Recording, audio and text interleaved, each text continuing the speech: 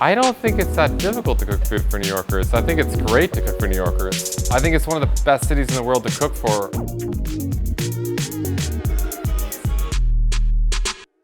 There is a reason French cuisine is at the top of the culinary pyramid. And right now I'm outside of Le Crocodile, and this brasserie is doing it better than almost everywhere in New York City. They're going after a Michelin star, so you know it's gonna be good. Let's go check it out. Yo, Alex, thanks for the invite, my guy. Welcome back. All right. Hello, my name is Aiden, and I'm the chef of Le Crocodile. The menu just takes Bistro classics, so we have steak frite, roast chicken, onion soup, pâtés, tartares, we have a salmon and a beef tartare, we have profiteroles, crème brûlée. We're not trying to reinvent anything, we're just trying to keep it fresh and updated for New Yorkers. We were asked to open up a restaurant in the White Hotel. We thought that Williamsburg, while it being a destination neighborhood, lacked its anchor bistro, whereas Soho has Balthazar, Meatpacking has Pastis, but every great neighborhood should be anchored by a bistro where it's like, yes, I can get a French onion soup, I can get a burger, and I can have fries and martinis. Williamsburg just didn't have that. So we just said, we'll do that. We'll do that.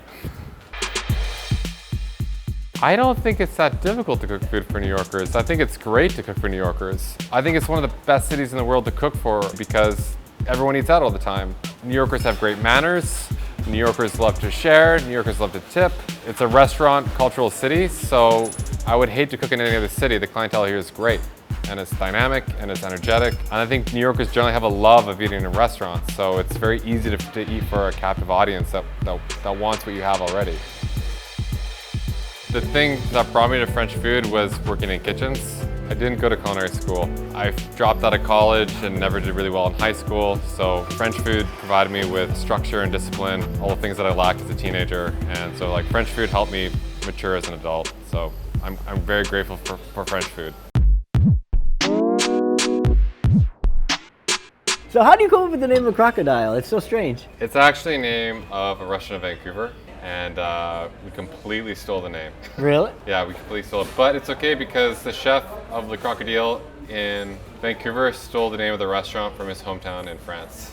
So there's three? There's one in France, there's one in Vancouver, and then there's one in New York. And there's no relation between them? Well, the only relation is that I'm from Vancouver and the chef in Vancouver is from the town where the other Crocodile is. So yeah, maybe someone will leave New York and they can open up a Le Crocodile somewhere else. Oh my gosh, that's so cool, man. Where should we start? I would start with the Mushroom Pâté. The Mushroom Pâté? Yeah. I love it. So what do we do? Walk me through it. I don't want to do this wrong. Typically, I like to make sure I get some of the truffle. This is tucked underneath. Oh. So how do you get the consistency if it's not like duck liver or chicken liver? You know what? The trick is it's actually mostly butter.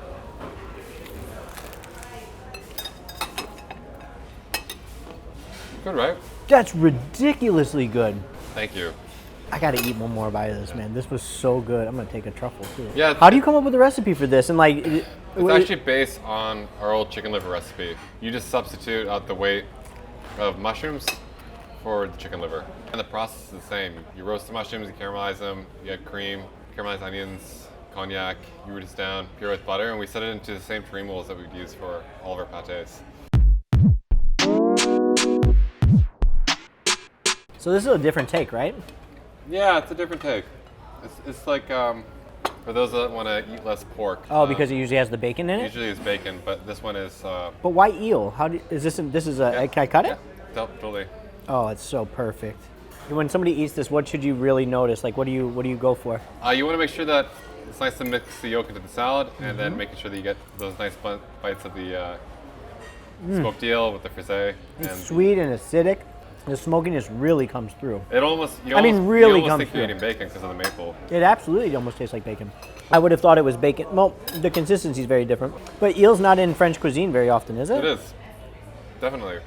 Oh, I'm stupid. Pete Wells loved this dish, didn't he? I think he wrote about this one a lot. He did. Yeah. What does a Pete Wells review do to a restaurant? What I like about Pete Wells is that he reviews the restaurants based on whether it's the best version of itself that it claims it could be. That's why Superiority Burger got 3 stars, because it was the best vegetarian burger restaurant it could be in New York. It's like a 3-star vegetarian burger restaurant. Right. Which I love that they can get 3 stars, and it's not just like really expensive restaurants. I was going to say, yeah, it doesn't necessarily correlate. I don't think you should review things based on their financial capacity. You should review things based on their merits. So he reviewed us as a bistro. So we were like, this is what a really good bistro restaurant, right? And meanwhile, you know, Danielle has 3 stars, but it's a very good fine dining restaurant. So. Right, but like, does it create an immense amount of pressure? Because like now people are coming in and expecting a certain. I'll be honest with you, the thing that really makes the food taste good is our service. And we have a really good service team here. Our bartenders and our support staff really do a good job of making the guests feel really good. Mm-hmm. Our mantra in our restaurants is that the food only tastes as good as you feel eating it. All right, so now we're getting into the real. Now we're getting into the meat of the menu. The classics. So what is this guy? This is our Confit it's glazed with honey, coriander seed, fennel, garnished with reduced chicken jus that has a Dijon vinaigrette inside of it with tarragon, cornichon, and carrot. And then we have a carrot râpé salad, which is shredded carrots dressed with a little bit of Dijon lemon and chili. That's it? That's it. That's all. The real magic is getting a bite of the carrot with the crispy duck skin. It's a pretty wonderful moment. I'm gonna let you cut it. I'm gonna let you cut it. I would cut it and I'll serve you.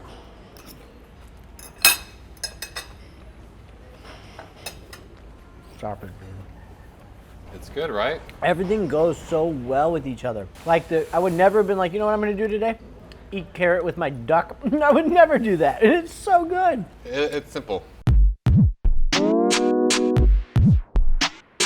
This is our roast chicken. It's roasted simply in the oven with salt, and then it's basted in its own fat, finished with a chicken jus with herbs, garlic, capers, and lemon juice. It's served with a mountain of fries. And what's wonderful about this is as the fries sit on the bottom of the plate, they get soaked in the jus, and it's a moment. I'm not gonna lie, my favorite is a chicken drummy. I'm gonna take it. So the fries on the bottom are the ones to look at? Oh my gosh, these guys right here and the fat. This is the good stuff here. Stop. Dude, I love it's got everything that I love, man. Like, it's very bright. That's really good. Yeah, it's good. It's a good chicken. I mean, this is crazy. The beautiful part is so simple. There's not a lot. It's not a very complex dish. It's just done like, expertly.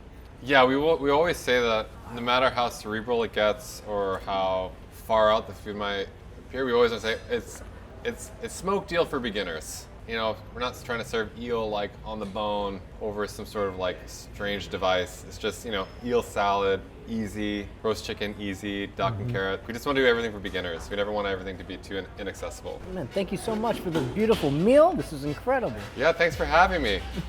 At your place. Yeah. No, thank you, man. I appreciate it. Thank Cool. you so much. Look, I know this is the best dish ever, but this is the best brasserie ever. The Crocodile is hitting on every single level you could imagine. If you like French food, you cannot miss this place. This literally is at the top of my list right now.